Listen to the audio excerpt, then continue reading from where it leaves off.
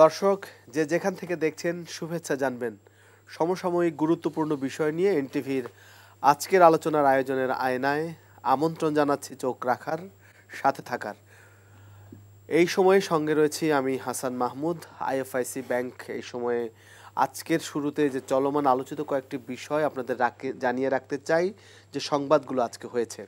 তার মধ্যে রয়েছে আসন পুনর্বহালের দাবিতে ফরিদপুরের ভাঙা রণক্ষেত্র, থানা, ইউএনও অফিস, উপজেলা পরিষদে হামলা, অর্থাৎ ইউএনও অফিস এবং থানায় হামলা হয়েছে।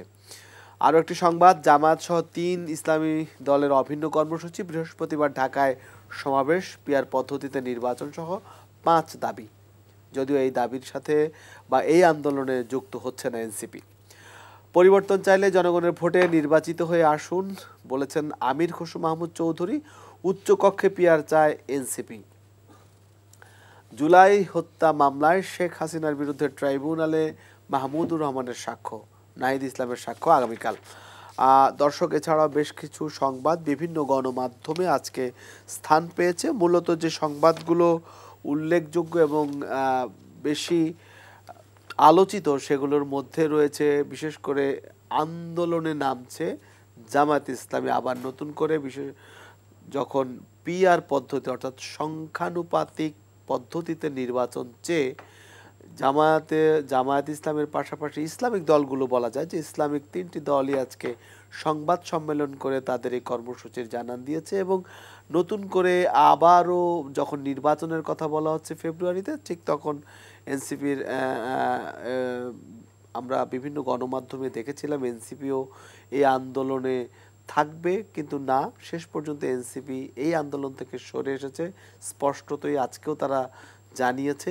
সব মিলিয়ে একটা আবারও আন্দোলনে নামছে, অর্থাৎ মাঠে নামছে জামাত। এটি একটি নির্বাচনের আগে আগে নিশ্চয়ই এটা একটি ভাবনার বিষয়। সেই আলোচনা আমরা রাখবো। আমরা স্টুডিওতে 3 জন অতিথিকে আমন্ত্রণ জানিয়েছি। আমার ডানে রয়েছেন প্রফেসর মাহবুব কায়সার, সমাজবিজ্ঞান বিভাগ, ঢাকা বিশ্ববিদ্যালয়।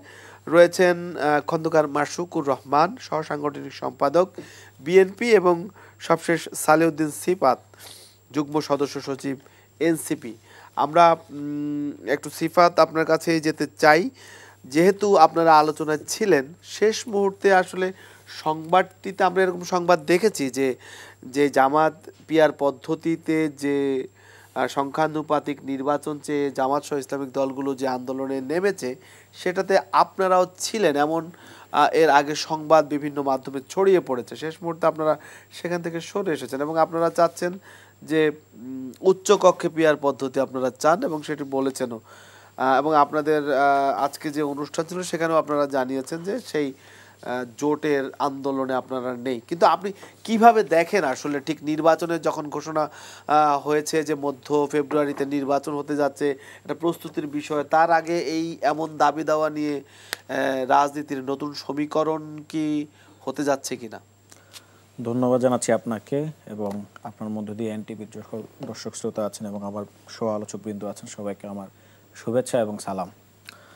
আমরা নানাভাবে হয়তো আমাদের কাছে আমাদের ব্যাপারে মিডিয়ার যে রিপ্রেজেন্টেশন বা আমাদের ব্যাপারে মিডিয়া যে বলে, কিছু জায়গায় তারা হয়তো দেখা গেছে তারা অ্যান্টিসিপেশন থেকে বলে। যেমন ধরেন আপনার একটা বড় ইস্যু হতে পারে পিআর। তো সবাই এখানে জামাতে ইসলামী যে প্রপোজিশন এবং আমাদের যে প্রপোজিশন দুটোকে কিন্তু এক করে দেখে, কিন্তু দুটো মোটেও এক না। জামাত সহ ইসলামিক কয়েকটি দল তারা নিম্নকক্ষ পিআর চেয়েছে, কিন্তু আমরা কখনো নিম্নকক্ষে পিআর চাইনি। আমরা পিআরের প্রসঙ্গ তুলেছি উচ্চকক্ষের জন্য, এবং সেটাও কিছু যৌক্তিক কারণে, বিশেষত সংবিধানে সংশোধনী আনাসহ যে সকল গুরুত্বপূর্ণ কাঠামোগত পরিবর্তন বিভিন্ন মেজরিটি পার্টি করে থাকে এবং এটার নজির আছে। শুধুমাত্র তাদের সংখ্যাগরিষ্ঠতার ভিত্তিতে তারা সংবিধানের মতো একটা বড় কাঠামোগত জায়গায় তারা পরিবর্তন নিয়ে আসে, তাদের দলীয় এজেন্ডা বাস্তবায়ন করে ফেলে। আমরা এইসব জায়গাগুলোকে চেক দেওয়ার জন্য এবং মোটা দাগে এক্সিকিউটিভ পাওয়ারটাকে যাতে চেক অ্যান্ড ব্যালেন্সের মধ্যে নিয়ে আসা যায়, এই কারণেই কিন্তু আমরা উচ্চকক্ষে পিআর চেয়েছি। এবং সেক্ষেত্রেও আমরা বেশ কয়েকটি রেকমেন্ডেশনস আমরা দিয়েছি, যে আমরা বলেছি যারা উচ্চকক্ষে পিআরে যাবে সেটা অবশ্যই আগে থেকে জনগণের কাছে জানা থাকতে হবে যে এই দল যদি নির্বাচনে জিতে, তাহলে তারা যদি 40% ভোট পায়, তারা এই 40 জন কাদেরকে তারা উচ্চকক্ষে নিয়োগ দিতে যাচ্ছে, নির্বাচিত করতে যাচ্ছে। ফলে এই প্রক্রিয়াটাও কিন্তু স্বচ্ছ এবং পিপল ফ্রেন্ডলি। পিপল জানতে পারলো যে তার ভোটে যারা জিতবে তারা আসলে কাদেরকে উচ্চকক্ষে নিয়ে যাবে, এবং নির্বাচিত দল মানে যারা নির্বাচনে অংশগ্রহণ করবে প্রত্যেকটি রাজনৈতিক দল তারা কিন্তু আগে থেকেই বলে দিবে যে আমরা এই লোকগুলোকে আমরা নিয়ে যাব। তো ফলে জামাতের বা বিভিন্ন ইসলামী দলের পিআর পদ্ধতি চাওয়া যে এক প্রপোজিশন আর আমাদের যে প্রপোজিশন দুটো কিন্তু ভিন্ন। ফলে দুটোকে একই লাইনে ডিমার্কেশন করা, একই জায়গায় নিয়ে আসাটা আসলে ঠিক না, এক। আর দুই নম্বর হচ্ছে আমরা সবসময় বলে আসছি যে আমরা এই ক্ষেত্রে ৭২-এর যে সংবিধান আছে, আমরা সংবিধানের বিরুদ্ধে বলেছি যে এই সংবিধান আমাদেরকে কোনোভাবে গণতান্ত্রিক উত্তরণের পথে নিয়ে যেতে পারবে না, বরং আমরা চাই আমরা একটা নতুন সংবিধান প্রণয়ন করতে চাই, আমরা গণপরিষদের কথা বলছি। এবং সেটা কিন্তু অনেকে এখন বলার চেষ্টা করছে যে নির্বাচনের হাওয়া যখন বইতে শুরু করেছে, ফেব্রুয়ারিতে যখন নির্বাচন অনুষ্ঠিত হওয়ার ঘোষণা এসেছে, তখন কেন আমরা এই কথাটা বলছি? কিন্তু তাই, কারণ একটা প্রস্তুতি বা প্রধান উপদেষ্টার আমি আপনার সাথে উইথ রেসপেক্ট আমি ডিফার করি এই জায়গা থেকে। আপনি যদি দিতে থাকেন আমরা গণপরিষদ নির্বাচনের কথা বা ৭২-এর সংবিধান যে প্রশ্নটি সেটা আজকে তুলিনি, আমরা গণপরিষদ নির্বাচনের কথা এবং নতুন সংবিধানের কথা বলেছি ঠিক যখন 5 অগাস্টে আমরা যখন হাসিনাকে টপল ডাউন করেছি। আমরা তখন থেকে বলে আসছি যে we need a new constitution, we need a new constituent assembly. এবং তখন থেকে বৈষম্য বিরোধী ছাত্র আন্দোলনের প্ল্যাটফর্ম তারা বলে আসছে, এবং আমরা যখন জাতীয় নাগরিক কমিটি ছিলাম আমরাও কিন্তু তখন থেকে ৭২-এর সংবিধান প্রশ্ন সম্পর্কে আমাদের যে অটল অবস্থান সেটা বলে আসছি। এখন ৭২ সংবিধান প্রশ্নে যে অবস্থান সেটা যদি আমাদের মানে গণতান্ত্রিক উত্তরণের পথে যদি বাধা মনে করে, যেটা অনেক রাজনৈতিক দল মনে করে যাচ্ছে, সেক্ষেত্রে আমি জানি না যে বদরুদ্দিন উমর সহ কিছুদিন আগে সদ্যপ্রয়াত বুদ্ধিজীবী তাদেরকে তারা কিভাবে দেখবেন। কারণ বদরুদ্দিন সদ্যপ্রয়াত বুদ্ধিজীবী এবং রাজনৈতিক চিন্তক বদরুদ্দিন উমর সাহেব তিনি ৭২-এর সংবিধানকে বলেছিলেন একটা জরুরি অবস্থার সংবিধান, it's a constitution of perpetual emergency. কেন? কারণ এই কনস্টিটিউশনের মধ্য দিয়ে প্রধানমন্ত্রী যে ক্ষমতাটা পান সেটা মূলত ইমার্জেন্সি পিরিয়ডে এই পাওয়ারটা আসলে ইস্তেমাল করা যায়, ব্যবহার করা যায়, এরকম একটা ক্ষমতাশালী ব্যক্তি কিন্তু হয়ে ওঠেন, এবং সেটা প্রমাণও কিন্তু আমরা দেখেছি। এবং আরও ইন্টারেস্টিংলি আমি বদরুদ্দিন উমরকে পাঠ করতে গিয়ে আমি দেখেছি যে উনি ১৯৭৩ সালে বলেছিলেন যে ক্ষমতার সাথে যারা আছেন শাসক শ্রেণী, উনি তো শ্রেণী শব্দটা ব্যবহার করেন, শাসক শ্রেণী মূলত শেখ মুজিবুর রহমানকে তাদের নিজেদেরকে সংহত করার জন্য একজনকে প্রয়োজন ক্ষমতার কেন্দ্রে রাখা, এই কারণে তারা শেখ মুজিবুর রহমানকে সামনে নিয়ে এসেছিল। ফলে কর্তৃত্বটা একনায়কতন্ত্রটা সংসদীয় একনায়কতন্ত্রের রূপ লাভ করেছে। কিন্তু অদূর ভবিষ্যতে যদি কখনো এই সংহত রাখার জন্য, ক্ষমতাকে সংহত রাখার জন্য যদি কোনো বেসামরিক কর্তৃত্ব মানে বেসামরিক কর্তৃত্বের বাইরে যদি এটা চলে যায়, তাহলে দেখা যাবে যে অদূর ভবিষ্যতে রাষ্ট্রপতি শাসিত একনায়কতন্ত্র দেখা যাবে, এবং সেটাই কিন্তু আমরা দেখতে পেয়েছি। Badruddin Umar was right. হ্যাঁ, বুঝতে পারছি। আমরা একটু জনাব মাশরুকুর রহমান আপনার কাছে একটু শুনতে চাই, আসলে এই মুহূর্তে এসে জামাতের মাঠে নামার বিষয়টিকে কিভাবে দেখছেন? মানে দেখুন, আমরা ফ্যাসিস্ট বিরোধী আন্দোলন একত্রে করেছিলাম, সেখানে জামাত, সেখানে আপনারা সবাই ছিলেন, এনসিপিও ছিল, সবাই ছিল। এখন কেন আপনারা দুই দিকে চলে যাচ্ছেন? আপনাদের পথ, এনসিপি তখন এই এনসিপির নামে ছিল না, এরা ছিল। এখন দেখেন আপনি কি জন্য এরা মাঠে নামলো? জামাতের দুই দলের দুটি পথ ভিন্ন দিকে যাচ্ছে। জামাত শুধু না, জামাত ইসলামী ঐক্যজোট আর একটা দল বোধহয় মামুনার কি জন্য মাঠে নামতে চেয়েছে? ইসলামী দলগুলো খেলাফত মজলিস আরো আছে। কি জন্য, কি সামনে রেখে? পিয়ার পদ্ধতিকে মূলত পাঁচটি দাবি। আমি বলি এই সংস্কারে যে দলগুলো ক্রিয়াশীল ছিল ফ্যাসিস্ট বিতাড়িতের, তাদের নিয়ে ঐক্যমতের হিসেব একাধিকবার আলোচনা হয়েছে। আপনি দেখেন নিবন্ধিত এবং নিবন্ধিত ছাড়া এটা তৃতীয় বিশ্বের একটা দেশে কতগুলো দল, ধরেন যেগুলো এনসিপি এরা কিন্তু এখনো নিবন্ধিত হয় নাই। নিবন্ধিত দলগুলির কথাই বলি, যাদের সমন্বয় ওখানে আলোচনা হয়েছে দীর্ঘ দিন, দীর্ঘ মাস, সব বিষয়। ধরেন বিএনপি আর জামাতের আইডিওলজি, দলীয় আইডিওলজি একদম ডিফারেন্ট। তা তো অবশ্যই না, কিছুতেই মিল হওয়ার কথা না। তারপরও এই ২৪-এর চেতনাকে ধারণ করে এই ফ্যাসিস্ট বিরোধী আন্দোলনে যারা শাহাদাত বরণ করেছে, আত্মহুতি দিয়েছে, যে মেয়ে তার বিয়ের বয়স নেই সেই সময় তার স্বামীকে হারিয়েছে। আমাদের একটা ছেলে রনি, আমি বারবার মনে কিল গায়, ওর হাজবেন্ডকে ক্রস ফায়ার যখন করে তখন তার পেটে বাচ্চা, ওর মামা আমার কাছে আসতো, বলছে ওই মেয়েটা বলছে এই বাচ্চাটা যদি আমার না থাকতো তাহলে আমার জীবন আর এক রকম হতো। অসংখ্য উদাহরণ, গুম খুন, 2000 ছেলেকে নিহত। এর বিনিময় হলেও সকল দল, আমি কোনো নির্দিষ্ট দল বলি, সকল দলকে বৃহত্তর স্বার্থে, ব্যক্তির চেয়ে দল, দলের চেয়ে দেশ বড়, সেই চিন্তা করে একটি জায়গায় আসা দরকার ছিল। আমার কথাটা শেষ হতে দেন। জি, না আমরা সেটা হয়তো কোনোদিন একমত হবে না, কিন্তু সংবিধানের 106 বোধহয় স্যার জানবেন, ধারায় এরকম বিশেষ মুহূর্তে কোনো সমস্যা হলে, ক্রাইসিস হলে হাইকোর্টের একটি দ্বারস্থ হতে পারে, হাইকোর্ট রুল জারি করবে।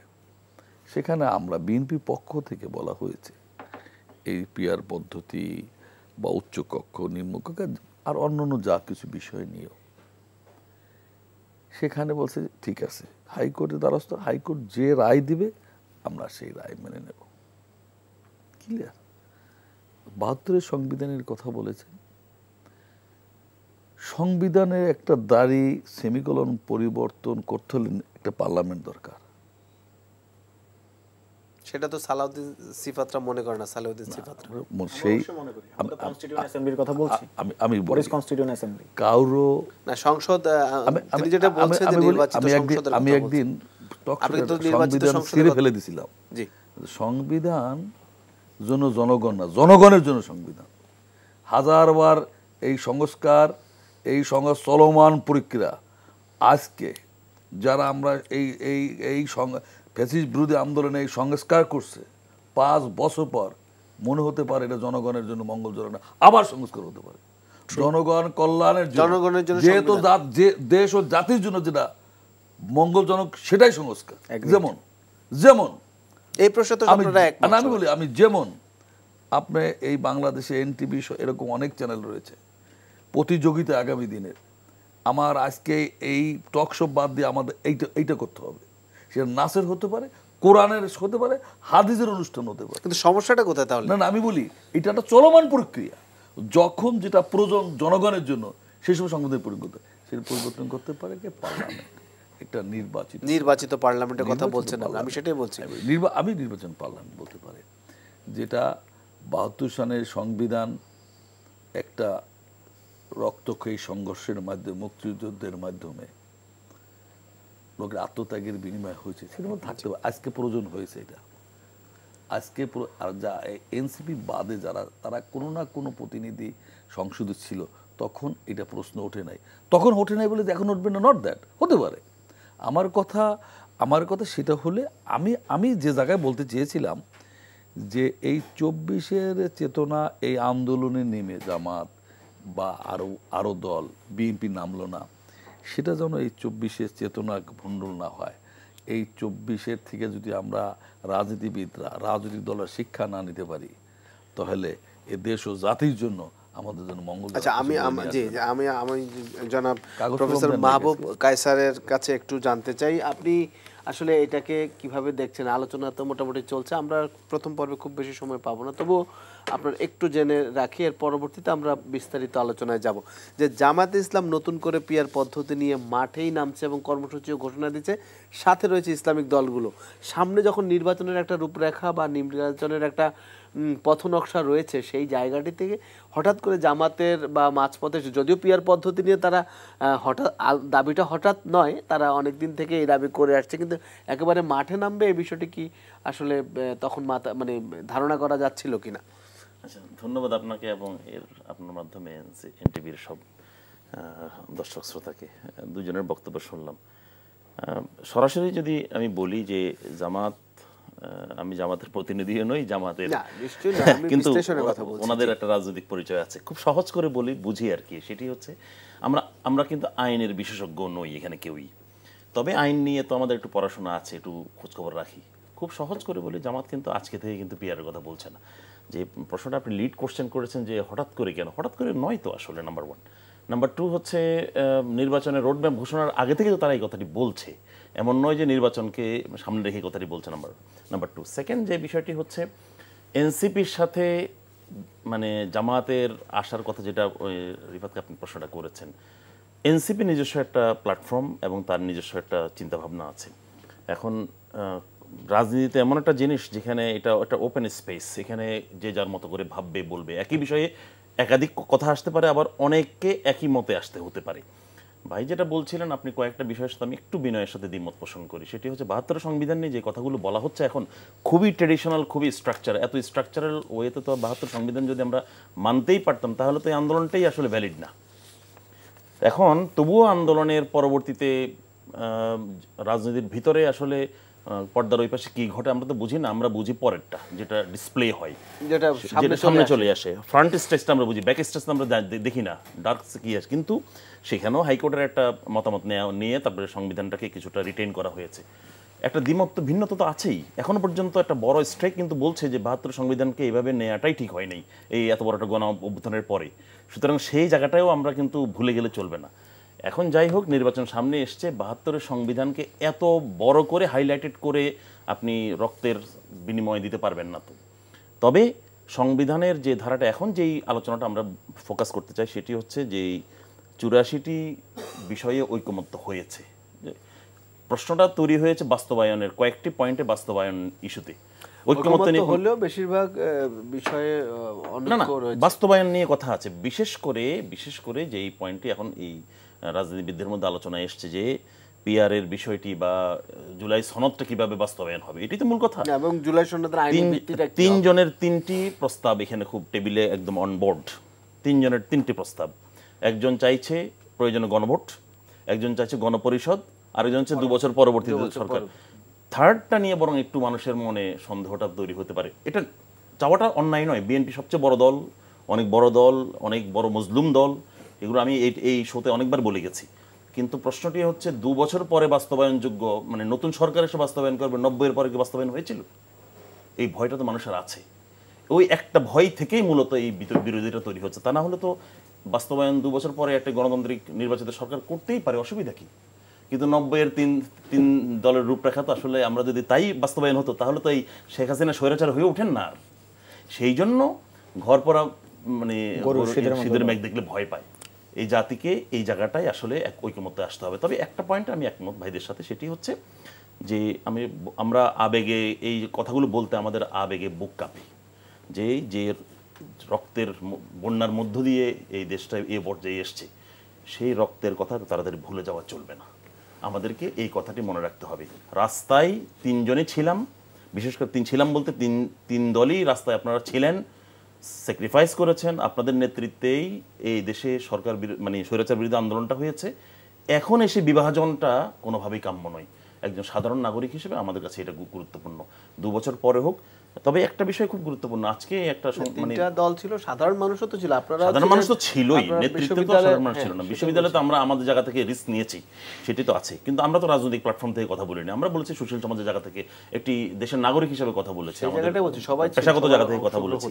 তো আমরা যেটা বলতে চাই সেটি হচ্ছে একটি বিষয় গুরুত্বপূর্ণ, তবে প্রয়োজনে গণভোটের যে বিষয়টি। তবে একটা সালাউদ্দিন সাহেবের একটা কথা আজকে খুব একটু ভিন্ন রকম লেগেছে অন্য সময়ের চেয়ে। তিনি বলছেন যে মানে ইউ আর অ্যাট লিবার্টি। তিনি প্রধান নির্বাচন চিফ অ্যাডভাইজারকে বলছেন ইউ আর অ্যাট লিবার্টি, আপনি যদি মনে করেন সংবিধানের কাছে যাবেন, হাইকোর্টের একটা মতামত পাবেন, মতামত নিতে পারেন, অথবা আপনি যেভাবে বাস্তবায়ন করতে চান। এই কথাটা কিন্তু একভাবে রাজনীতিবিদদের শেষ মুহূর্তে সবগুলো কথাই আমাদের কাছে মূল্য নিতে হবে, মূল্যবান মনে করি। আমার কাছে মনে হয় এখানে একটা ইঙ্গিত আছে, হয়তো একটা নেগোসিয়েশন হয়তো হবে। আমি আবার একটু চলে যাব সালেউদ্দিন সিফাত, যুগ্ম সদস্য সচিব এনসিপি, আপনার কাছে। আজকে আপনাদের আন্তর্জাতিক গণতন্ত্র দিবস উপলক্ষে, গণতন্ত্র দিবসই তো সম্ভবত, একটা যুব এনসিপির একটা প্রোগ্রাম ছিল, সেখানে জাতীয় যুব শক্তি, আর সেইখানে আপনাদের নেতা জাবেদ রাসিন সম্ভবত তিনি বলেছেন যে গণমাধ্যমে যে সংবাদটি এসেছে, বিশেষ করে ৮ দলের সাথে জামাতের সাথে একসাথে যুগপৎ আন্দোলনে গিয়ে যাওয়ার বিষয়টি, সেই বিষয়টি তিনি আজকে স্পষ্ট করেছেন যে সেই জোটে তারা নেই, আপনারা নেই। কিন্তু আমার আপনার কাছে জানতে চাওয়া হচ্ছে যে এনসিপি আসলে বাংলাদেশের এই মুহূর্তে কি ভাবছে ফেব্রুয়ারির নির্বাচনকে কেন্দ্র করে। আমার বক্তব্যটা এই জন্য বলছি কারণ রাজনৈতিক যে টানাপোড়েনের মধ্য দিয়ে এখন যাচ্ছে, জামাত এবং এনসিপি এই রাজনীতিতে ভিন্ন প্রেক্ষাপটে যেই ধারণা করা হচ্ছিল যে একসাথে আন্দোলন করবে, সেই জায়গাটিতে না থাকলেও মানুষের ধারণা কিন্তু রয়েছে যে এনসিপিও চায় যে নির্বাচনটিতে এক ধরনের বাধা সৃষ্টি করতে। এই ধরনের নানান বক্তব্য কিন্তু বিভিন্ন মানুষের মধ্যে কিন্তু দানা বাঁধতে শুরু করেছে। আপনি কি বিষয়টি একটু স্পষ্ট করবেন কিনা যে 15 ফেব্রুয়ারির নির্বাচনকে সামনে রেখে এইভাবে আসলে যেতে হচ্ছে কেন, এখন একটি ইস্যুকে সামনে আনতে হচ্ছে কেন? দেখুন, আসলে টিভি টক শো, সভা, সেমিনার, কালচার, মিডিয়া এস্টাবলিশমেন্ট সব জায়গায় এখন একটা জিনিস ছেয়ে গেছে, যেটাকে আমরা বলতেছি জাতীয় সংসদ নির্বাচন কেন্দ্রিকতা। মানে জাতীয় সংসদ নির্বাচনের বাইরে আসলে আর কোথাও কোনো টপিক নাই। না, জাতীয় সংসদ নির্বাচন তো আসলে আমাদের কাম্য। আপনি তো আমাকে প্রশ্নটা করেছেন, আমি উত্তর দিই, তাহলে হয়তো আপনি আপনার আনসারটা পেয়ে যাবেন। এখন হচ্ছে আমরা যে গণতান্ত্রিক উত্তরণের পথে, যেটাকে বলছে জাতীয় সংসদ নির্বাচন দিলে গণতান্ত্রিক উত্তরণ হয়ে যাবে, যদিও আমি এই জিনিসটা মনে করি না, কিন্তু ধরেন এইটা যে আমরা চাচ্ছি না, ব্যাপারটা তো এরকম না। বরং আমরা তো এটাও বলেছি, আপনি যদি জুলাই সনদটাকে আইনি ভিত্তি দিতে পারেন এবং জুলাই সনদটাকে কার্যকর করতে পারেন, তাহলে আপনি ডিসেম্বর ইলেকশন দেন, আবার I don't have any problem. But কথা হচ্ছে, আপনি জুলাই সনদের আইনি ভিত্তি নিয়ে কোনো আলাপ আলোচনা নাই। জনপরিসরে জুলাই সনদটাকে কিভাবে আপনি আইনিভাবে কার্যকর করতে পারবেন সেটা নিয়ে কোনো ডিসকাশন নাই। জুলাই সনদের এই কিছুক্ষণ আগে স্যার আলাপ করেছেন যে আপনি যদি জুলাই সনদটার কথা চিন্তা করেন, জুলাই সনদে কিন্তু এমন অসংখ্য জিনিসকে অ্যাড্রেস করা হয়েছে, সংস্কার প্রস্তাবনা দেওয়া হয়েছে, যেগুলো যদি বাস্তবায়ন করেন তাইলে আসলে সংবিধানটা আর থাকে না। সংবিধানের তথাকথিত একটা বেসিক স্ট্রাকচার আছে, মৌলিক কাঠামো বা বেসিক স্ট্রাকচার। যখনই কোনো প্রভিশন, সংবিধানের কোনো অনুচ্ছেদ বা কোনো কিছু যখন এই বেসিক স্ট্রাকচারের মধ্যে চলে আসে এবং সেটাকে যদি আপনি পরিবর্তন করতে চান, তখন সাথে সাথে কিন্তু আগামী 10 বছর পর যদি আবার অন্য একটা সরকার আসে, 5 বছর পর যদি অন্য একটা সরকার আসে, তারা কিন্তু চাইলে এটাকে কোয়াশ করে দিতে পারে। যেমন একটা উদাহরণ দিই, আমরা এখন এই ইয়াতে ঐক্যমত কমিশন আলাপ আলোচনা এসেছে যে আমরা হাইকোর্টগুলোকে, বাংলাদেশের প্রত্যেকটা বেঞ্চগুলোকে আমরা প্রত্যেকটা বিভাগে নিয়ে যাব। এইটা কিন্তু আমাদের কনস্টিটিউশনে বর্ণিত যে unitary character of the high court, এটা এই যে প্রভিশনটা, এইটার কিন্তু এগেনস্টে, এবং এটা কিন্তু আবার বেসিক স্ট্রাকচার। এখন আপনি যদি এইটাকে জুলাই সনদের আইনি ভিত্তি না দিয়ে যদি বলেন যে আপনি এটা পরবর্তী পার্লামেন্টে এসে এটাকে সংশোধন করবেন, পরবর্তী পার্লামেন্টে সেটা সংশোধন করতে পারবে না, সিম্পলি পারবে না। কারণ যদি সেটা করেও, তাহলে পরবর্তীতে 5 বছর পরে যে কেউ একজন এসে হাইকোর্টে গিয়ে এটা রিড করবে, যেটা এটাকে ডিক্লেয়ার করেন আনকনস্টিটিউশনাল, এবং আনকনস্টিটিউশনাল ডিক্লেয়ার হয়ে যাবে according to the basic structure, according to the 72 constitution. The problem is there, আপনি যদি জুলাই সনদের আইনি ভিত্তিটা প্রপার দিতে না পারেন, যেমন এই স্যার কিছুক্ষণ আগে বলেছেন, আমার সাথে একমত 110%, সেটা হচ্ছে এই গণ অভ্যুত্থানটাকে আমরা 106 এর মধ্যে নিয়ে আসছি। মানে একটা পুরো গণ অভ্যুত্থানকে আপনি সাংবিধানিক কাঠামোর মধ্যে নিয়ে আসছেন, এবং ফলে গণ অভ্যুত্থানের আর যে স্পিরিট, যেমন এখন বলা হচ্ছে যে 1972 সালে নাকি আমাদের মুক্তিযুদ্ধকে সবচেয়ে বেশি ধারণ করে, এইটা সবচেয়ে ভুল কথা। কারণ আপনি 1971 সালে মুক্তিযুদ্ধের সময় আপনার ঘোষণাপত্র ছিল সাম্য, মানবিক মর্যাদা, সামাজিক সুবিচারে বাংলাদেশ। 72-এ এসে আপনি এটাকে পাল্টাইয়া দিলেন সমাজতন্ত্র, গণতন্ত্র, ধর্মনিরপেক্ষতাবাদ, অর্থাৎ মুজিববাদের যে মূলনীতি। পৃথিবীর ইতিহাসে বোধহয় প্রথম কনস্টিটিউশন, যেই কনস্টিটিউশন একটা রক্তক্ষয়ী সংগ্রামের পর প্রণীত হয়েছে, কিন্তু সেখানে বাংলাদেশের মানুষজন কি মূলনীতি চায়, কি মূলনীতির ভিত্তিতে যুদ্ধ করেছে, সেটা বিধিত হয় নাই, বরং বিধিত হয়েছে একজন মানুষেরকে কেন্দ্র করে যে মতবাদ, মুজিববাদ, সেই মুজিববাদের মূলনীতি, আওয়ামী লীগের দলীয় মূলনীতি। ফলে বাংলাদেশের রাজনীতিতে আওয়ামী লীগ স্যার আসলে আর কেউ নিয়মতান্ত্রিক রাজনীতি করতে পারবে না, সাংবিধানিক রাজনীতি করতে পারবে না। কারণ ওই যে নিয়ম, ওই যে সংবিধান, এটা পুরোটা তো আওয়ামী লীগের জন্য প্রণীত, বিএনপির জন্যও প্রণীত না। এটা জামাত তো লেট অ্যালোন জামাত, অন্য কোনো পার্টি, বিএনপির জন্য, খোদ বিএনপির জন্য কিন্তু এটা প্রণীত না। এবার আসেন 1972-এর সংবিধানটা কি, অনেকে বলছেন যে এটা অনেকেরই বা অনেকগুলো রাজনৈতিক দলের ঐক্যমতের ভিত্তিতে গঠিত হয়েছিল, আমার সমালোচক বলেছেন কিছুক্ষণ আগে। কিন্তু বাংলাদেশের এই যে সংবিধানের হিস্ট্রিটাকে যদি আমরা আবার পর্যালোচনা করি, আমরা দেখতে পাবো ওইখানে আসলে আওয়ামী লীগ স্যার আর কেউ নাই। এবং যেই গণপরিষদের ভিত্তিতে এই কনস্টিটিউশনটা হয়েছে, ওই গণপরিষদ গঠিত হয়েছে 1970 সালে নিউ লিগাল ফ্রেম অর্ডারের অধীনে। সেটা ছিল পাকিস্তানের গণপরিষদ, পাকিস্তানের একটা সংবিধান দেওয়ার জন্য ওই গণপরিষদটা গঠিত হয়েছিল। এবং ওই গণপরিষদের যে নির্বাচন, সেখানে মাওলানা ভাসানী সহ আরো অনেকেই কিন্তু নির্বাচনটাকে বয়কট করেছিলেন। আবার দেখেন 1971 সাল পরবর্তীতে আবার একই গণপরিষদটাকে বজায় রাখা হইলো। তাইলে প্রথমত ম্যান্ডেটে প্রবলেম, একটা সংবিধানের জন্য বানানো হয়েছিল, পাকিস্তানের সংবিধানের জন্য প্রণীত গণপরিষদ, সে আইসা বাংলাদেশের সংবিধানের জন্য আবার গণপরিষদ হিসেবে ফাংশন করতেছে। তার মানে এটা ম্যান্ডেটেড প্রবলেম। এক, 2 নম্বর হচ্ছে মুক্তিযুদ্ধের পরে কিন্তু আমাদের আশা আকাঙ্ক্ষা অ্যাসপিরেশন পরিবর্তন হয়েছে। যেটা 1969 সালে বা 70 সালে ছিল, 71 সাল পরবর্তীতে কিন্তু সেটা না। এখন এখানে একটা নতুন পলিটি গড়ে উঠেছে, নতুন পলিটিক্যাল কমিউনিটি গড়ে উঠেছে, এবং মুক্তিযুদ্ধে এমন অনেকেই করেছে, যুদ্ধে অংশগ্রহণ করেছে যারা কিন্তু আওয়ামী লীগের সাথে ছিল না। আপনি যদি জাতীয় সমাজতান্ত্রিক দলের কথা বলেন, জাসদের কথা বলেন, তারা কি আওয়ামী লীগের সাথে ছিল না? তাহলে 72-এ যে মুজিববাদী সংবিধানের কথা আমরা বলছি, সেই সংবিধানে তাদের অংশগ্রহণ ছিল, জাসদের কারো অংশগ্রহণ ছিল না। এবং মাওলানা ভাসানী সহ, ভাসানী ন্যাপ যেটাকে আমরা বলছি, তাদের কোনো অংশগ্রহণ ছিল না। এছাড়াও আপনি যদি দেখেন যে ওখানে যারা নির্বাচিত গণপরিষদ সদস্য ছিল, সেই নির্বাচিত গণপরিষদ সদস্যদের মধ্যে অনেকে কিন্তু পাকিস্তানের পক্ষে থাকার কারণে, স্বাধীনতা যুদ্ধের বিপক্ষে অবস্থার কারণে থাকার কারণে তাদেরকে কিন্তু গণপরিষদ থেকে বাদ দেওয়া হয়েছিল। এই ছিল বাংলাদেশের সংবিধানটাকে প্রণয়ন করার পূর্বেকার পরিস্থিতি। তাইলে এই সংবিধান তো আসলে আমাদেরকে ভালো কিছু দিতে পারবে না, এবং এখানে তো জনগণের কোনো অংশগ্রহণ নাই। আরো একটা মৌলিক ফল্ট আছে, সেটা হচ্ছে যে কোনো সংবিধানকে আপনি যখন বাস্তবায়ন করতে যান, তখন সেটাকে আপনি গণভোটে দেন জেনারেলি। কেন? পিপল কি আসলে এটার সাথে অ্যালাইন ফিল করে কিনা, পিপল কি এটাকে সাপোর্ট করে কিনা। আমি যে একটা 34 সদস্যের কমিটি করে দিলাম, এই 34 সদস্যের কমিটি যেটা নিয়ে আসছে, এটাকে মানুষজন কি মানে সমর্থন দিচ্ছে কিনা, বৈধতা দিচ্ছে কিনা, এটা যাচাইয়ের জন্য রেফারেন্ডামের মাধ্যমে। বাংলাদেশের এই সংবিধানটা গ্রহণ করার আগে কোনো রেফারেন্ডাম গ্রহণ করা হয় নাই। এমনকি শুধু এইটা না, এরপর যতগুলো এরকম সংশোধনী হয়েছে, একটা সংশোধনীতে আপনি কিন্তু এরকম মানে একটা দুইটা আছে বোধহয়, ওই যে বোধহয় মরহুম জিয়াউর রহমান বোধহয় করেছিলেন, কিন্তু এরপরও তো আপনি কোনো রেফারেন্ডাম দেখেন নাই। তাহলে এই যে একটা চূড়ান্ত অগণতান্ত্রিক প্রক্রিয়ার মধ্য দিয়ে গঠিত সংবিধান, এটাকে টিকিয়ে রাখার যে এখন বর্তমান লড়াই, এটাকে মুক্তিযুদ্ধের পক্ষের শক্তি হিসাবে দাঁড় করানোর যে একটা মানে চেষ্টা, এটা কিন্তু অত্যন্ত দৃষ্টিকটু। যেমন কিছুক্ষণ আগে আমার সমালোচক বলেছেন, আমি ওনাকে রেসপেক্ট করছি, উনি খুব ভালো কথা বলেছেন, যে সংবিধানটাকে উনি ছিঁড়ে ফেলে দেওয়ার কথা বলেছেন। ইভেন আপনি যদি শুনে থাকবেন, ইতিপূর্বে গয়েশ্বর চৌধুরী সাহেব, বিএনপি স্থায়ী কমিটির সদস্য, গয়েশ্বর রায়, উনি কিন্তু বলেছিলেন একবার প্রেস ক্লাবে 2023 সালে যে এই সংবিধানটা আসলে রাখা উচিত না, এটাকে ছুঁড়ে ফেলে দেওয়া উচিত। আপনি যদি বর্তমান সংবিধানটা পড়ে থাকেন, 7 খ-তে কিন্তু বলা আছে, যদি আপনি সংবিধানের বিরুদ্ধে এগুলো বলেন, এটা কিন্তু রাষ্ট্রদ্রোহী অপরাধ, এবং এই অপরাধের একমাত্র সাজা হচ্ছে সর্বোচ্চ শাস্তি, সেটা হচ্ছে মৃত্যুদণ্ড।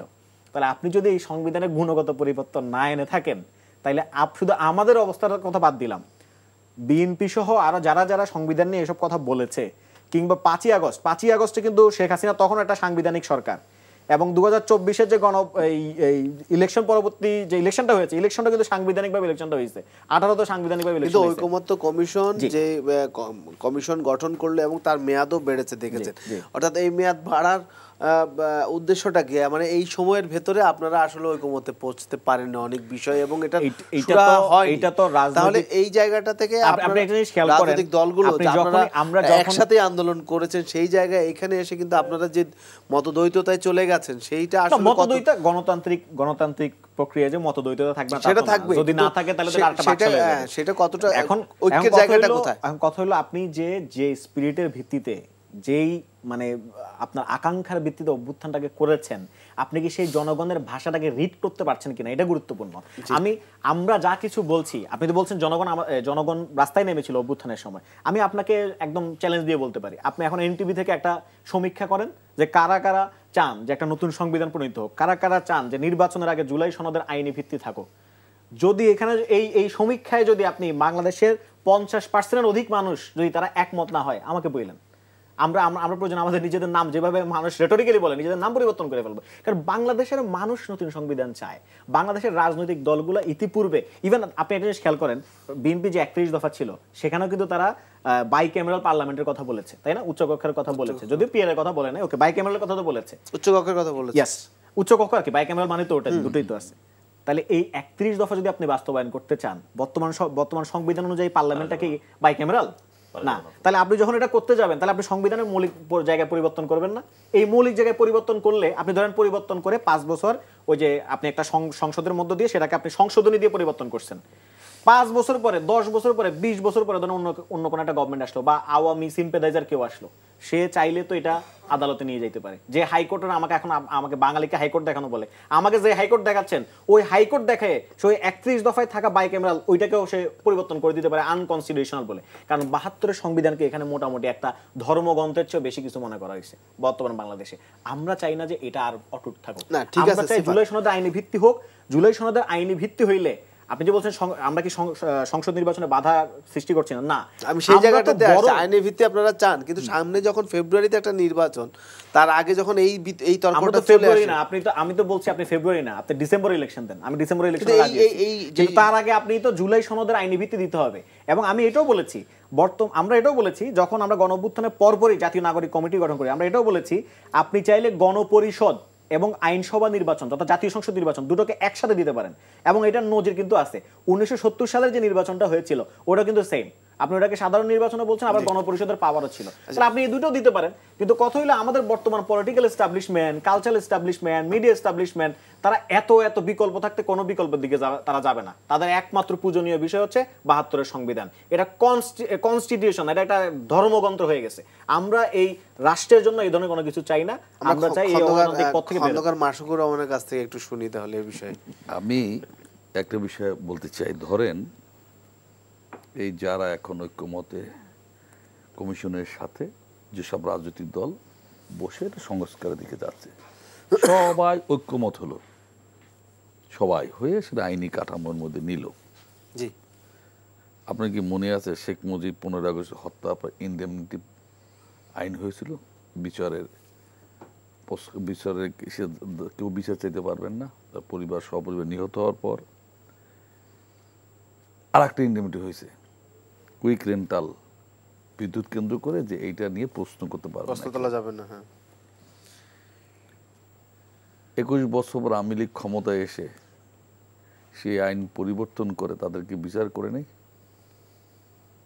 ধরেন 21 বছর পর না, 30 বছর পর আসলে হয়তো কর্নেল ফালু, কর্নেল রশিদ, আদার্স এরা মারা যেতেন।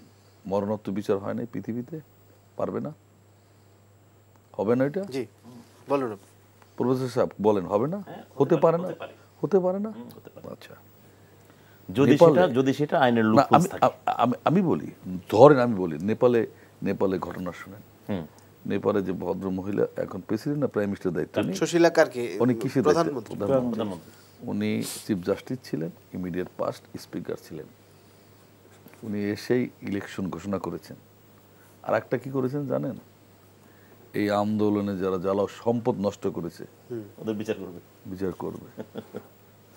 যদি এই এনসিপির ভাই যে কথাটা বললেন, 24 শেখ হাসিনা আগের দিন পর্যন্ত বৈধ প্রাইম মিনিস্টার না, সংবিধান অনুযায়ী তো হয়েছে। রং আর এক মানি না, আমরা ভোটে যাইনি, বুঝছি না, সংবিধানের বাইরে তো সে হয় নাই। তো আপনি সেটার বিরুদ্ধে আন্দোলন সংগ্রাম আমরা করতে পারি? বলেন, ওই যে আমরা এরশাদের বিরুদ্ধে সংবিধান চাচ্ছি। আমি বলি না, আমি বলি যে সংবিধানে থাক, আন্দোলন তো সংবিধান মেনে হয় না কখনো, সেটাই বলতে চাচ্ছি। আমি বলি আমরা জাস্টিস সত্তার সংবিধানকে যতই সুসংগত করেন, আন্দোলন যখন হবে তখন তো সংবিধান 1 কোটি ভোটের ব্যবধানে জি নির্বাচিত প্রেসিডেন্ট এরশাদ 1982 24শে মার্চ একটা নির্বাচিত সরকারকে ক্ষমতাচ্যুত করে ক্ষমতায় আসে নাই। আমরা সেগুলো আমরা জানি যে না, তার বিরুদ্ধে আন্দোলন করছি না, সে আন্দোলন রাস্তায় গাড়ি পড়ে নেই, গাড়ির নেম প্লেট, সেজন্য তাকে আপনারা সারা জীবন স্বৈরাচারী বলে না গাড়ির নেম প্লেট পরিবর্তন করছিল, মনে আছে? সরকারি গাড়ি পড়ে দিতাম, সেজন্য তো স্বৈরাচার বলছেন, সেটা পারমিট করে না।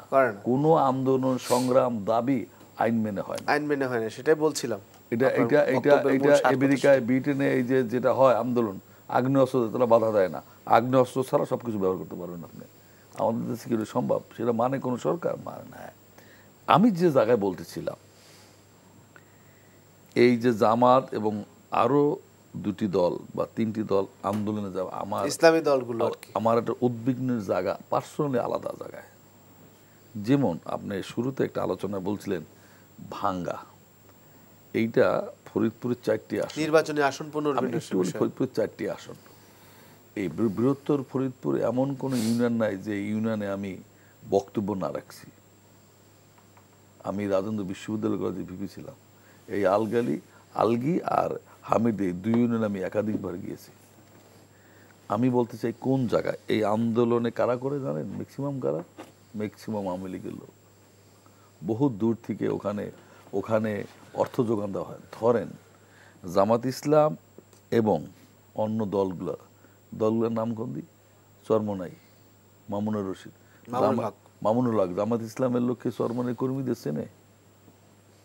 মামুনুর রশিদের কর্মীদের চেনে? আমি ফরিদপুর একটা প্রোগ্রামে গিয়ে দেখি কি শতে শতে গাড়ি। কার প্রোগ্রাম হয়েছে? মামুনুর রশিদ। কোথায়? রাজেন্দ্র কলেজের মাঠে। পাথর কাটার থেকে সাতক্ষীর থেকে লোক আসছে। তো বাত আছে দক্ষিণবঙ্গের। এইখানে যদি সব আওয়ামী লীগরা ঢুকে নাশকতা তৈরি করে, কে ফিরে আপনার? আওয়ামী লীগের ওয়ার্ড থেকে আমরা 15.5 বছর, 11 2 বছর, 17 বছর আন্দোলন করতে গিয়ে জানেন আমাদের 5 তারিখের পর 5 তারিখে বাসায় গেলে ডিবি ডিস্টার্ব করে, ভাত খাবো দুপুরে সেই টাকা নাই। ওদের কারো টাকার অভাব নাই। হাজার হাজার কোটি টাকা। আপনি আন্দোলন ম্যাসাকার, সেখানে যদি ম্যাসাকার হয়েছে কি করবেন আপনি? তখন দেশে অস্থিরতা আসলে কি করবেন? ধরেন আন্দোলন বিএনপি নামলো, আমাদের অনেকে বলে আপনারা নির্বাচনের জন্য আন্দোলন নামলেন না কেন? বিএনপি একাধিকবার রাষ্ট্রীয় ক্ষমতায় ছিল, বিরোধী দলে ছিল, আবার সংসদের বাইরেও বিরোধী দল ছিল। তাদের ভ্যারাইটিস অভিজ্ঞতা এবং তাদের ভ্যারাইটি নানা বলি তাদের গোয়েন্দা বিদেশি ধরেন বন্ধু যারা মঙ্গল বলে দেয়। আমরা যদি আন্দোলনে নির্বাচনের জন্য নামতাম, আমি বলেছিলাম বেগম খালেদা কালকে বলবে কালকে ইলেকশন দিবে, লেখেন আপনি, একটা ধমক দিবে। যদি নামতাম আওয়ামী লীগ সব বিএনপির সাথে নাইমিয়া ম্যাসাকার করতো, 24-এর চেতনা বুলন্টিত হইতো। কোথায় যেত? আওয়ামী লীগ বসে রয়েছে নাকি? আপনি 17.5 বছর আমরা ক্ষমতায় নাই, পার্লামেন্টে নাই, আমাদেরকে ব্যানিশ করতে পারছে? আমাদের একটা কর্মী গেছে। মহাসচিবের নামে 300 মামলা, হাবিবুর নবীর সোহেলের নামে 350 মামলা, আমাদের স্টার্নিং কমিটি মেম্বার সবাই নামে মামলা। আমরা কোর্টে হাজিরা দিতে বসুন্ধরাতে কোর্টে যে আমি কোর্টের আশেপাশে রাত্রে যাপন করতাম, সকালে ঘুমিতে যেতে পারতাম না। তাহলে সেখানে আওয়ামী লীগ রয়েছে না? আপনি কি তারা বসে রবি নাকি? এই যে আপনার জানেন আমি বলতেছি না, একটা ঝটিকা মিছিল হয়েছে আগারগা, পুলিশ সব শরীরে 2000 লোক মিছিল করেছে, গাড়িগুলি সব বাঙ্গায় কি হয়েছে? পুলিশ ইসে পড়াই দিছে, আপনার হাইওয়ে পুলিশ পড়াই দিছে, থানা পড়াই দিছে, উপজেলা পড়াই দিছে। কারা? সব আওয়ামী লীগের লোক, সব আওয়ামী লীগ লোক। টাকা পয়সা একটা এই আন্দোলন চাঙ্গা করতে আওয়ামী লীগের কোনো টাকা পয়সা হাজার হাজার কোটি টাকা দিবে, একজন লোক দিবে। এক পার্লামেন্টে যারা পঞ্চ পড়তে দেখছি সে 1000 কোটি টাকার মালিক। আমরাই তো এই আন্দোলন, এই আওয়ামী লীগের যারা আমাদের সাথে তাহলে কি দাঁড়াবে? তাহলে তো একটা পাল্টাপাল্টি আবার। আমি বলতে চাইছি এই জায়গায়, হ্যাঁ, দাবি দেওয়া যারা আন্দোলন করছে, যদি কোনো থাকে আরো বসো, এই যে এই জাতীয় ঐক্যমত্যের কমিশন টাইম নিচ্ছে, আরো টাইম নেই, কিন্তু যাতে ফেসিস্টের উত্থান না হতে পারে সেদিকে। আমরা জানেন ফেসিস্টরা কি চায় এখন বলেন তো? আওয়ামী লীগ কি ইলেকশন না হোক বাংলাদেশে, আর বিএনপি মিছিলে নামুক, দামাত নামুক, আমাকে লাভবান কি হবে বলেন? লাভবান কি হয় বলেন?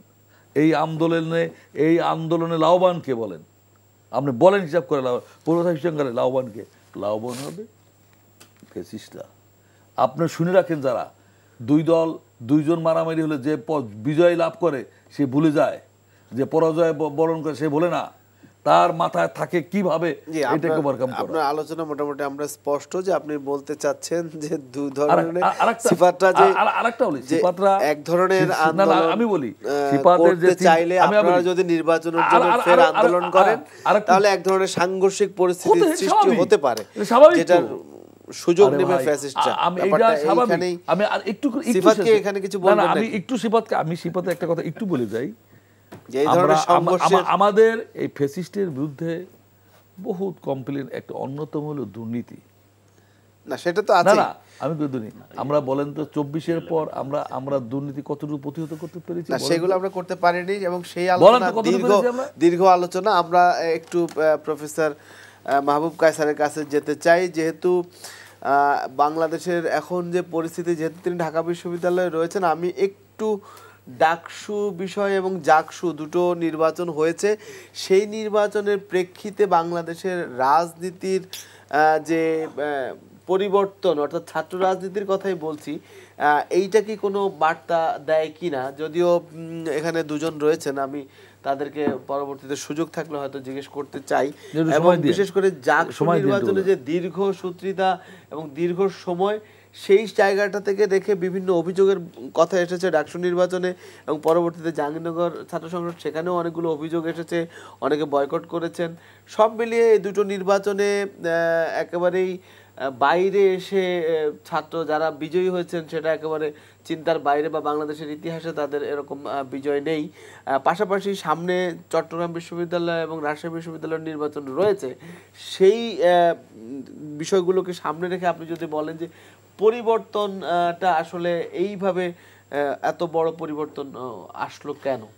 ধন্যবাদ। আসলে আলোচনাটা খুব অনেক ডাইমেনশনে চলে যাচ্ছে। আমরা ভাই যে কথাটা বলছিলেন সেখানে একটু আমার কৌতূহল তৈরি হয়েছে যে এরকম যে আন্দোলন হলে সেই আন্দোলনে ফ্যাসিস্টরা যুক্ত হয়ে যাবে, সেটা তো এই কারণে কি মানে কোনো মৌলিক প্রশ্নে কি তাহলে আপনারা ছাড় দিবেন নাকি? এটা তো আসলে কথা নয়, নাম্বার 1। নাম্বার 2 হচ্ছে আলোচনার টেবিলই সমাধান করতে না তো আলোচনার জন্য তো সবাই একমত আছে। ঠিক আবার বসে আমরা আবার বসে যেই কথা একটা জায়গায় তো আমরা আসতে হবে না, ফাইন। এটাও তো আমি জানি না জামাত কেন এই আন্দোলনের ভূমিকা দিচ্ছে। আন্দোলন তো স্ট্র্যাটেজি হতে পারে। আপনারা হাইকোর্টের মানে ম্যান্ডেট চাচ্ছেন, ওরা বলছে ঠিক আছে মাঠ থেকে আমরা সিদ্ধান্ত নিয়ে আসি, দুটোই হতে পারে। তো সেগুলো স্ট্র্যাটেজি। কেউ মাঠ থেকে চাচ্ছেন, কেউ হাইকোর্ট থেকে চাচ্ছেন। সেটা আপনি বলতে চাচ্ছেন হয়তো যে রাজনীতির মাঠে দর কষাকষি কিনা, সেটা এখন এই ধরনের হতে পারে। সেটা রাজনীতি মাঠ বলবে, কারণ আপনাদের প্রতি এক ধরনের চাপ সৃষ্টি করা, সেটাও তো হতে পারে। সহিংসতার একটা সুযোগ থাকে। আচ্ছা, হাইকোর্টের দ্বারস্থ হলে এনসিপি হয়তো আপনাদের উপর একটা চাপ, ফ্যাসিজমকে এতই ভয় পান, তাহলে জুলাইয়ের ব্যাপারে কেন খুব স্ট্রিক্ট ভূমিকা নেন? আপনি ডু নো, আমি বলি ভাঙ্গা মাত্র 2টা ইউনিয়ন। আপনি শোনেন, এটা ঢাকা বরিশাল হাইওয়ে রোড আইয়ুব খানের আমলে চলে। না এইটা বন্ধ করতে পারে নাই প্রশাসনের সিদ্ধান্ত, পারে নাই প্রশাসনের সিদ্ধান্ত হার্ডলাইনে যাওয়া ব্যাক করছে।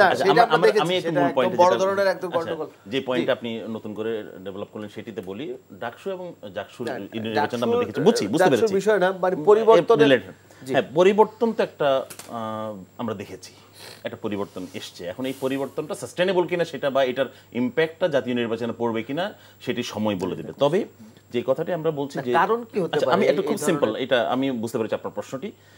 আমার একদম মোটা দাগে বিবেচনা, আমি ডাকসুর সাথে যেহেতু আমি অ্যাসিস্ট্যান্ট প্রক্টর এবং আমি একটা মানে বড় সেন্টার, সবচেয়ে বড় সেন্টারের দায়িত্ব আমার হাতে ছিল, আমি দেখভাল করেছি শৃঙ্খলা জানিত বিষয়গুলো। তো দায়িত্বে থাকলে তো, এবং যেহেতু বিশ্ববিদ্যালয়ের একজন সদস্য, সুতরাং স্বাভাবিকভাবেই অবজারভেশনটা গত 1-2 মাস ধরে এটা আবহাওয়াটা দেখছি। খুব সিম্পল, মোটা দাগে আমার কাছে মনে হয়েছে, দেখুন ছাত্রদল অত্যন্ত পপুলার বড় দলের অংশ, এবং ছাত্রদলেরও একটা জনপ্রিয়তা আছে। বাকচাষ নতুন করে এসছে, তারা জুলাইকে নিয়ে কথা বলেছে, তাদের মধ্যে নিজেদের মধ্যে কিছু ভুল বুঝাবুঝি, তারা এক পদে অনেকে দাঁড়িয়ে গেছে, আরো অনেক বিষয় সেগুলো তারা ভালো বলতে পারবে, সেই কারণে তাদের মধ্যে বিভাজন তৈরি হয়েছে। না, বাকচাষ তো সম্প্রতি আন্দোলনটা করলো, তারা তো এত পপুলার হয়নি, সেটা সেই জায়গায় নিজেদের মধ্যে ঢাকা ইউনিভার্সিটির প্রেক্ষিতে স্যার শেষ করলে সময় থাকলে আমি বলবো। তো যেই কথাটাই বলছি যে আমার বিবেচনা হচ্ছে, দেখুন ছাত্র শিবির, ছাত্র দল, বাকচাষ, আর বাম ঘরানা যারা সবাই মিলে যদি চিন্তা করি, তাহলে এখানে সাধারণ ছাত্ররা ম্যান্ডেট দিয়েছে ছাত্র শিবির, বা আমি এটা বুঝি না, আমি বলছি তারা দুটো ইস্যু থেকে ম্যান্ডেট দেয়। যারা জুলাইকে একদম সত্যিকার অর্থে, সবাই জুলাইয়ের কথা বলে, কিন্তু যাদের কাছে জুলাইটা অনেক বেশি মানে জুলাই চেতনা মুখিব যারা বেশি মনে হয়েছে, তাদেরকে ছাত্ররা ভোট দিয়েছে, এই একটা ইস্যু। তাদের বিরুদ্ধে তো অনেক অভিযোগ আছে না, মিডিয়া বা অন্য দলগুলো অনেক অভিযোগ করছে না ছাত্র শিবিরের বিরুদ্ধে, কিন্তু জনগণ, বিশেষ করে ভোটাররা, ঢাকা বিশ্ববিদ্যালয়ের সচেতন ভোটাররা অন্য সব কিছু ছাপিয়ে জুলাইয়ের চেতনাকেই তারা মানে একটা কার্ড হিসেবে ব্যবহার করেছে, যারা এই ছাত্র শিবিরের সাথে এটা তারা মানে পজিটিভলি ম্যাচ করেছে। এটা একটা পয়েন্ট, অন্যদের সাথেও করেছে তুলনামূলকভাবে। নাম্বার 2 বেশিরভাগ প্রার্থী তো জুলাই, কিন্তু ছাত্রদলেরও তাই, ছাত্রদলেরও তাই, কিন্তু ছাত্রদলের অন্যান্য ইস্যুগুলোতে নিশ্চয়ই পিছিয়ে ছিল, নাহলে হারবে কেন? সেকেন্ড যে বিষয়টি গুরুত্বপূর্ণ, গত 1 বছর ধরে যারা হল কেন্দ্রিক রাজনীতিতে, যারা ছাত্রমুখী শিক্ষার্থী বান্ধব রাজনীতি করেছে, তারাই বেশি ভূমিকা নিয়েছে। এখন এই শিক্ষার্থী বান্ধব ভূমিকা রাখতে গিয়ে কেউ কেউ বলতে পারে যে আমাদের সুযোগ কম পেয়েছে, অন্যরা বেশি পেয়েছে, এগুলো তর্কের জন্য বলা যেতে পারে। তাহলে যে জুলাই চেতনাটি একটি ঢাকা বাংলাদেশের শ্রেষ্ঠ বিশ্ববিদ্যালয়ের মননের মধ্যে আছে, এবং তারা তাদের ডিসিশন মেকিংয়ে এটি গুরুত্বপূর্ণ রোল প্লে করেছে বলে আমার মনে হয়েছে। তার প্রমাণকে আমি একটু ছোট্ট করে বলি। শিবিরের যে 3টি পদ হারিয়েছে সেই 3টি পদে যারা জিতেছে তাদের পরিচয়টা খেয়াল করবেন। এটা আমার ব্যক্তিগত মত যে তন্নি, এবি জুবাইর এবং মুসাদ্দিক এই 3টি পদেই স্বতন্ত্র থেকে জিতেছে। তন্নির ব্যাপারটা আমরা সবাই জানি, তন্নি এটা আইকনিক রোল প্লে করেছে এবং আমরা সবাই চিনি। কিন্তু অন্য যেই দুইজন জিতেছে তারা একমাত্র জিতেছে তাদের জুলাইয়ের সাথে সংশ্লিষ্টতার কারণে এবং গত 1 বছর তাদের জনমুখী, ছাত্রমুখী, শিক্ষার্থীমুখী ভূমিকার কারণে, এবি জুবাইর এবং এই যে মুসাদ্দিক।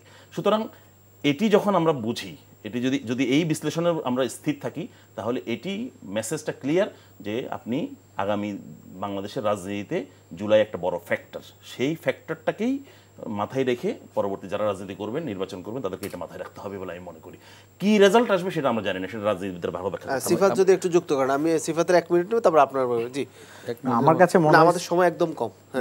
ডাকসু এবং জাকসু নির্বাচন আমাদের মনে হচ্ছে আমাদের যে 3টা পয়েন্ট বলে আমি শেষ করি। এটা হচ্ছে প্রথমত জিতার কারণ হচ্ছে আপনি যখন কাউকে রাজাকার ফ্রেমিং করবেন, যেটা শাহবাগের রাজনীতি, তখন আবার এখানকার বিশ্ববিদ্যালয়ের যারা শিক্ষার্থী তারাও এটার সাথে অ্যালাইন ফিল করে, কারণ তারাও তো কেউ একদিন আগে আরেকজনের কাছ থেকে রাজাকার শব্দটা শুনছে। হ্যাঁ, তো এটা ফলে তার সে অ্যালাইন ফিল করে। 1 2 নাম্বার হচ্ছে শিবির এই ক্যাম্পাসে সে লিবারাল পলিটিক্সটা প্লে করছে। সে তার যে একটা মানে রক্ষণশীল চরিত্র, যেটা সে অন্যান্য ক্যাম্পাসে দেখায়, ঢাকা ইউনিভার্সিটি সে দেখায় নাই। ফলে আসলে শিক্ষার্থীরা যে ভোট দিয়েছে এটা হচ্ছে তার ওই যে লিবারেল যে চরিত্র সেখানে ভোট দিছে, তার রিয়েল মানে শিবিরের যে মতাদর্শী জায়গা সেটাকে ভোট দেয়নি। আর 3 নাম্বার ইস্যু হচ্ছে ধরেন হল অভ্যুত্থানের পরপরই ঢাকা বিশ্ববিদ্যালয় ক্যাম্পাসে রাজনীতি নিষিদ্ধের একটা আলাপ উঠছিল। এখন শিবিরের জন্য এটা প্লাস পয়েন্ট কি, সে তো হচ্ছে তার অনেকগুলো পদ প্রকাশ করে না, কমিটি প্রকাশ করে না। এখন বাকশাসের কমিটি, আমি গুপ্ত বলতে চাই না, আমি যেটা বলতে চাই যে প্রকাশ মানে সে তার পদ প্রকাশ করে না। তো ফলে যেটা হচ্ছে তার জন্য একটা সুবিধা আছে, সে ধরেন হলে রাজনীতি করতে পারে, হলে ধরেন সে ফিল্টার বসাইতে পারে, কিন্তু বাচ্চা আবার ফিল্টার বসালে ধরেন সেখানে সে বাধা খাইতেছে, ছাত্রদল বসালে সে মানে ছাত্র যেটা বললেন যে শিক্ষার্থী বান্ধব, মানে এই 3টা যেহেতু সময় কম, আমি এই 3টার কারণ বলবো যেগুলোতে ডাকসুতে শিবিরের নামেই বসিয়েছে। কিন্তু কমিটি ওপেন করে সে ওই ক্যাম্পাসের লোক, সেও ব্যাখ্যা দুইজনে দুই রকম, সব ব্যাপারে আমি একমত না। আমাদের ছাত্রদল হেরেছে। আপনি একটা দেখবেন 15 বছর ঢাকা বিশ্ববিদ্যালয়ের ছাত্রদের কোনো ছেলে কোনো হলে থাকতে পারছে? নাম্বার 1 প্রবেশিত করতে পারেনি। আচ্ছা, হলে তো থাকতে পারেনি, প্রবেশই করতে পারেনি। আসেন, একটা হলে ফেসিস্ট যারা সর্বোচ্চ 10 থেকে 15টা ছিল তারা উৎখাত, তারা নাই। আর যারা সবাই ছিল, যারা শিবিরের যে 2টি ছেলে হয়েছিল, জেলে হয়েছে বিপিজে, তারা ছাত্রলীগের নেতৃত্ব ছিল এবং শেখ হাসিনার ছবি আছে। তারা নিষিদ্ধ সংগঠনের মতো কাজ করছে, মসজিদে গিয়া অথবা গোপনীয় গিয়া অথবা চা খাইতে গিয়া ছাত্রদলতে সুযোগ পায় নাই। আচ্ছা, এইখানে ওরা করতে পারছে, আমাদের তো ওইটা হয় নাই। তারপর আমার কথা হলো জাতীয় নির্বাচনে প্রভাব পড়বে কি। আমি বলি মুজাহিদুল ইসলাম সেলিম, নুরু, বিপিন নূর হয়েছে না, ওর দল আছে।